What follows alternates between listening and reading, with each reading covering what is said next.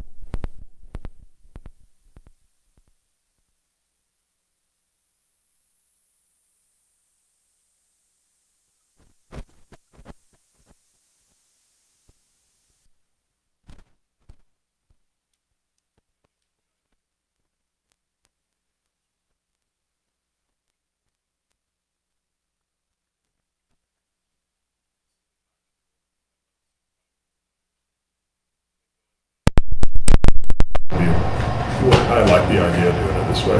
They're getting carbon paid already. I guess. You have a comment? Radio shack. Yeah, I'm thinking about I would love to see light poles too, and so I'm sorry, I said I would love to see light poles too, so I am very aware of that $90,000 figure. Yeah. And we'll try to do a little bit of scrambling of ideas of where we might start. Can the infrastructure be put in place to, like the conduit? That's all, that's all in your $200,000 number. Oh, good. It's in there. Yeah.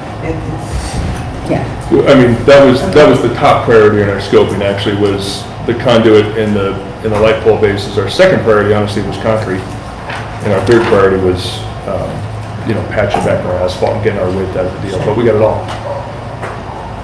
Good job. Okay. So you're gonna make some minor Yeah, edits, but yeah, I'm okay. Our standard form is what I've written to work on, and we'll clean that up a little bit. This form has a couple of things that we'll want, if we're approving both, one for each. well, I was assuming that was going to be Exhibit A. And that's fine. Because if it's it's just- that's what is Yeah. referred to in the contract. Yep, and that's fine if it's just the first sheet and a half, but their fine print turns this thing into a complete contract. Oh, It has okay. things in it that Gotcha. that are not. So just the bid amounts? Ideally, I will, we'll have to back them off on some of their. that's not a problem. That's not a problem. Okay. I'll have that eliminated from that and get That's a great. fresh copy. That's wonderful, because then if we can stop Okay. basically here, that's the exhibit to the contract, and that solves a lot of problems. No problem. Terrific. No problem. Okay. All right. Well, if anybody has any more comments, now's the time. Otherwise, I would entertain a motion. You wanna- Proper motion would be approve a construction contract with PLM Asphalt and Concrete LLC in the amount of, am I right, it's 88,000? No. In the amount of, The top one. oh, the top one, 202,731.83, Not not to exceed, in a form to be approved by the town attorney, town administrator. I'll make that motion. I'll second it. Been moved and seconded to approve the construction contract between the town of Georgetown and PLM Asphalt and Concrete. Any further discussion? All in favor say aye. Aye. Any opposed? Motion passes. Thank you. Thank you. All right. We have Oh, my God. info Thought it was items, gonna be off the board. some water court case There's 2 water court cases. correspondence. Do you wanna, did anybody have any questions about them? It's a pretty good summary put forward by Cynthia, so. Seemed all right to me, Okay. not being a water lawyer. I can give you 20 pages if you want. This is the quick notes version. Notes are good. Alfred Stein and Covell, like the two They're the idiots, water guys. attorneys in the state of Colorado. There's a very small group of Yeah. water law firms that just does that, and I well respect it. Okay, but No, I know the Rainy Environmental sometimes usually gets involved with them, so. There's sort of not a first among equals in that group of people I used to do water law a million years ago. It's mostly smaller firms, Right. about 10 of them that do the vast majority of the work. Right. And they're all, good. But once you're in that business, it's kind of the only thing to do. Right. Okay, and then there is another notification of the District 3 fall meeting for CML. And if you're interested, I would presume get a hold of Kent or Jennifer and get that set up. And then we've got the 2020 budget calendar. Oh, boy. Fun times. So as you see, Thank you. Mary's already given the worksheets to the different departments, heads and commissions. They're working on their end, and then they'll be coming to us. We don't probably need to decide right now, but does anybody have a feel for whether you want to do the work sessions after the regular meetings, or schedule them separately, or think about it?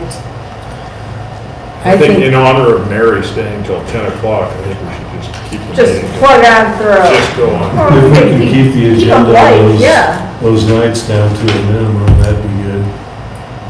I thought Kent did a really good job of managing all that Yeah, last yeah, it was year. really Good job, Ken. Yeah. Yeah. Awesome. Keep it up, keep up Well, the we good can work. try. Because I'm meeting some issues. Do our best. Use the word no.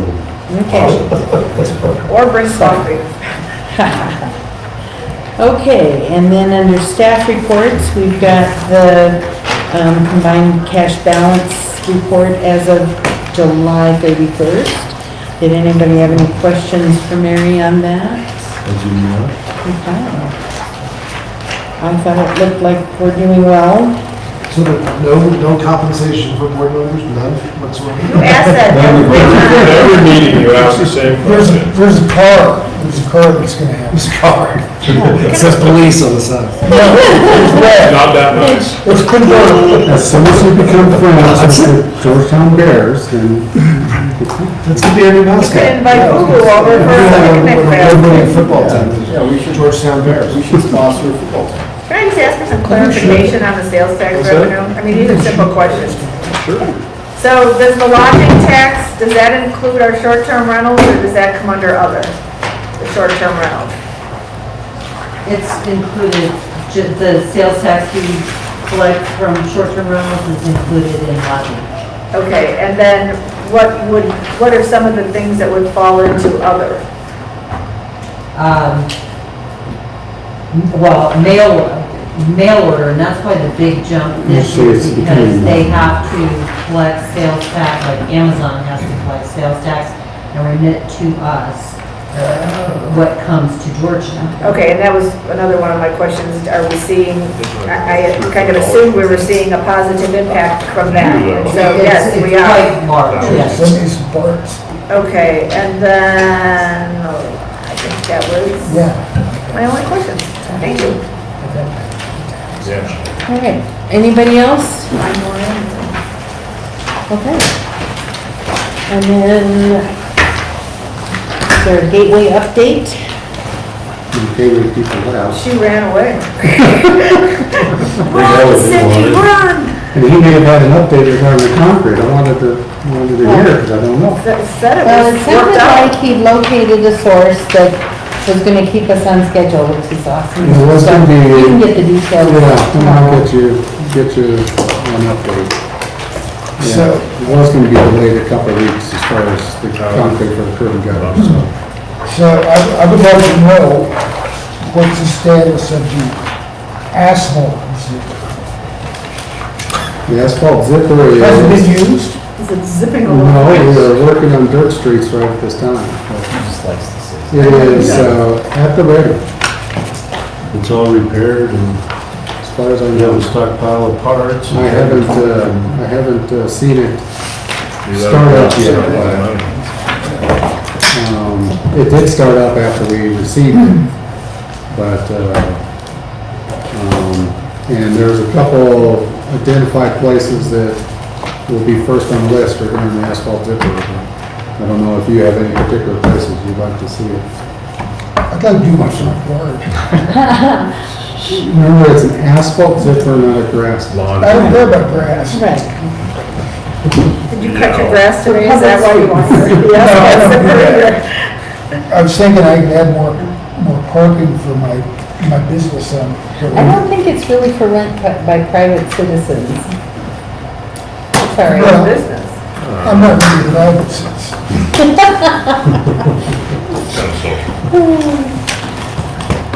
But So I noticed they were still working on the drainage at Whirling Park. what Is that does it do with still- the barricades? There was a water main break on Taos, Oh, okay. so that's more, and we found more water. Just Not for the even in our- And they did confirm that, especially if it would have been a couple, 3 weeks ago, if we dig down, it'll just be a pretty swampy mess to dig out.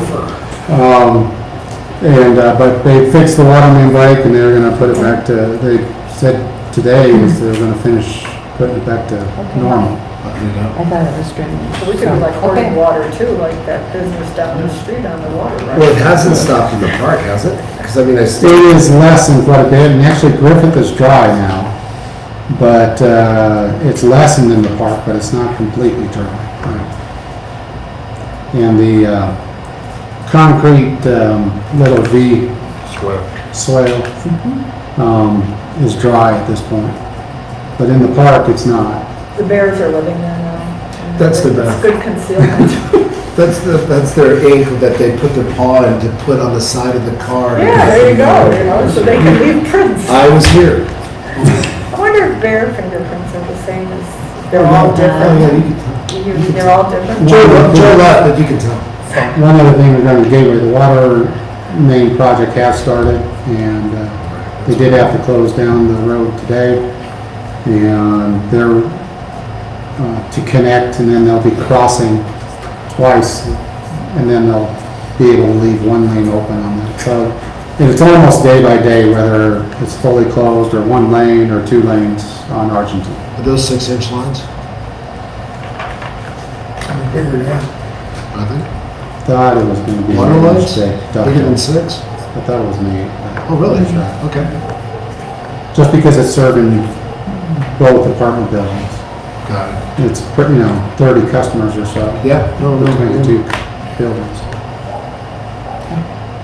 And just so you're all aware, we've gotten a request from Silver Plume that they want to reactivate the joint sewer committee. Awesome, I get to go. Yes, good. bored? Yes. I think my life has meaning. Kent is currently trying to make arrangements to Perfect. I'm schedule. available. Okay, good deal. He's got you on his speed dial. We're gonna have that meeting. Your I'm gonna landline. get a phone one of these Your days. landline. Have the sewer line from Boone to Stay Georgetown. tuned. Yeah, depends when Silver Plume can meet. Yep, so, Sweet, Stay thank tuned. you. so anybody else have anything? I do not do. Okay.